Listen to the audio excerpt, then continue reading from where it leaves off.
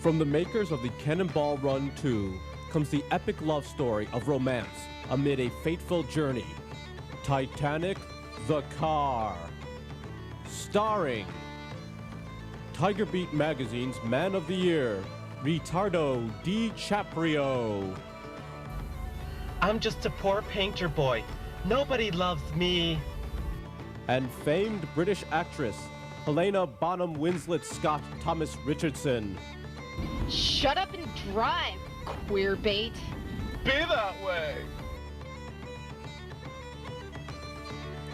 The most powerful love story ever told.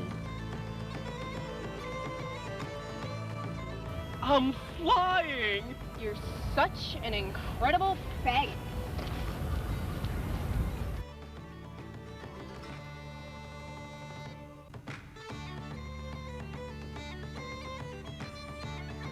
I think I've really captured your inner grace.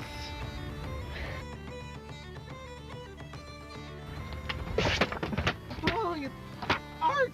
You know nothing! You know nothing of art! Ah! Ouch! Owie! The most realistic portrayal of unspeakable horror. Look out for that iceberg. What iceberg? Ah! Ah!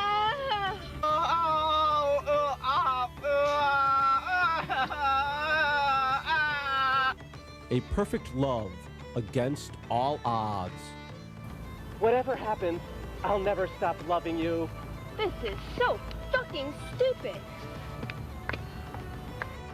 Titanic the Car, the most realistic depiction of the Titanic disaster you can do with an '89 Nissan Sentra.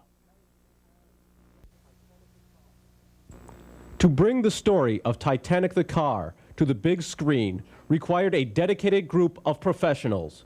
This is their story. The making of Titanic the Car.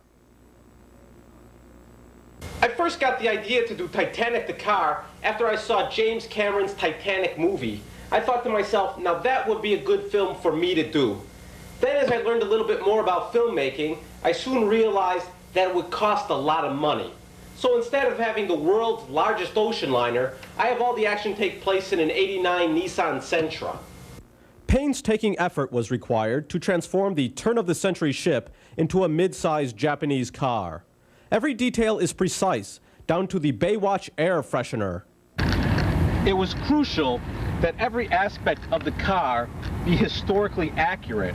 Right here you can see this is the point where the iceberg would have impacted the car.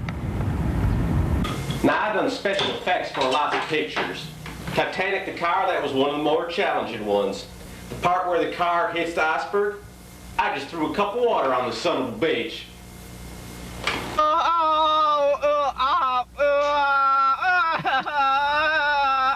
I didn't want the special effects to overpower the story. That's why I hired Crash. Most of the time he didn't show up, and when he was there, he was usually hungover. The chemistry between the lead actors would be vital in making this epic romance believable. To tell you the truth, Ricardo was not my first choice for the lead, but he had one thing going for him. I didn't have to pay him. I just gave him a stack of gay porn magazines. I think this is going to be my big breakthrough. Bob Redford cannot make movies forever. Sooner or later, those romantic leading man parts are going to come to me. And when that happens, I am never getting inside a Barney costume again. I got a lot of respect for Helena's acting abilities, but I think it would have helped if we shot the film during a different time of the month, if you know what I mean. This is the stupidest thing I have ever been part of. My agent has this huge gambling debt, and he's got me working constantly. I think I'll go back to porno. The creative team we assembled was really first-rate. We were so lucky to get Eggy Frog to write the screenplay. In my opinion, he is one of the greatest writers the world has ever seen. It's hard for Eggy to write script for Titanics. I went to see big boat Titanic movie, and Eggy write down what I hear them say on the screen. But so hard because theater is dark. It is hard to see what you write on paper. Hard job. As Titanic the Car continues to thrill audiences around the globe, what will be the legacy of this classic film? Hell, I think we set new standards for special effects. You don't need fancy computers and $500 million.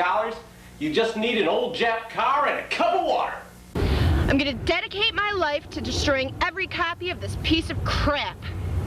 Next movie I write is Lost in Space. I go see movie and write it down on paper. The film has been a wonderful experience for me. I'm hoping that after it comes out, I'll be able to get into the VIP room of the men's den. Here at the end, if you'll just indulge me, can we have a moment of silence for all the brave men and women who died during the Titanic tragedy, please, if you will.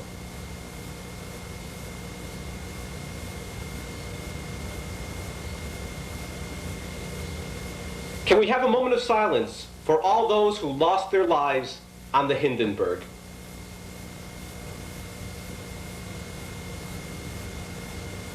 Can we also have a moment of silence for all those who died during the plague?